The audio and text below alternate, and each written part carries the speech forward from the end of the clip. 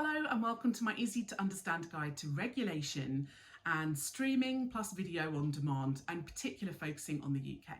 This video is going to be relevant for you if you are studying any product that you need to have an understanding of regulation for that has appeared on a streaming site or a video on demand site, and in particular if you are studying the CIE Media Studies A-level specification, because regulation is one of those optional topics for the second exam paper. Don't forget, these kind of platforms like Netflix, Apple TV, Prime, they've only really been around for the last kind of decade or so, and certainly only really been as popular as they are at the moment in the last kind of 7 or 8 years. And the laws in the UK in terms of regulation have not really caught up to them. In the UK, the regulatory board Ofcom is in charge of regulating TV as well as radio and other communications in the UK. However, it can only regulate TV channels, TV platforms, TV streaming sites that are licensed within the UK. It has some power, but not complete control over streaming sites like Amazon Prime, Disney Plus, Paramount Plus. It cannot enforce its regulations completely on these streaming sites because at least part of their license is from outside of the UK. There are some streaming sites which, although they stream into the UK, they're licensed abroad, and they are things like Netflix and Apple TV. Netflix, for example, is licensed via Amsterdam, and this means that Ofcom have absolutely zero power or control over Netflix or Apple TV. And that is why a lot of streaming sites like Netflix and Apple TV can get away with having far more graphic content on them than perhaps you might get in kind of traditional broadcast TV. One issue is that Ofcom traditionally have used the watershed to try and prevent children from accessing more adult content. So, for example, on broadcast TV like the BBC, Ofcom say that any more adult content should be put on after 9 p.m, the time in which they assume a lot of younger children are going to be in bed. However, on streaming sites, this idea of a watershed, a time in which more adult content can be shown, is basically useless, because on streaming sites you watch whatever you want whenever you want. There is no schedule, there is no time at which programmes have to be shown. There's also a huge amount of choice on streaming sites, massive quantities of content. This means that some users of streaming sites might believe that their streaming site is pretty suitable for their children or their families, and actually they might be unaware of some of the darker content that is available online.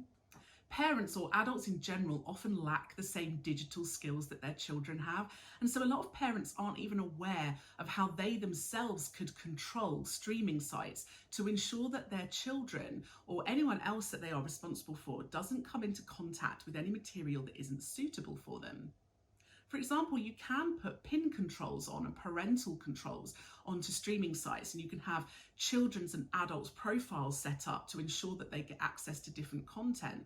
Of course, in some families, even though some parents do put on things like different profiles for their children or PIN controls, there are a lot of children who know how to get around these, children who've guessed the PIN number or who've seen their parent put the PIN number in and have realised what it is. There are children and young people who know how to use things like VPNs, or they have their own tablets or phones, in which case they could probably have their own subscriptions to. And so a lot of the regulations that are in place that parents may put in place on streaming sites, or that streaming sites are offering to users, children and young people or other users that might be vulnerable can actually get round these regulations and controls quite easily. Streaming sites actually voluntarily put age ratings on a lot of their content just to kind of help their audiences choose what content is most suitable for them. And for a lot of streaming sites, they will also put on things like content warnings or age warnings to tell audiences that some content might not be suitable for them, or to give them an idea as to what kind of thing might be in that particular episode or that particular film that they might not be comfortable with. Sometimes streaming sites will decide to remove content, but only really if there are so many audience complaints to them that they feel it would be better for them to avoid the bad publicity by removing the content entirely.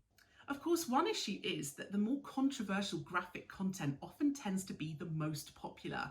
So, for example, things like 13 Reasons Why on Netflix is a hugely popular series from a few years ago. It's one of the most graphic series in terms of things like rape, sexual assault, violence, etc.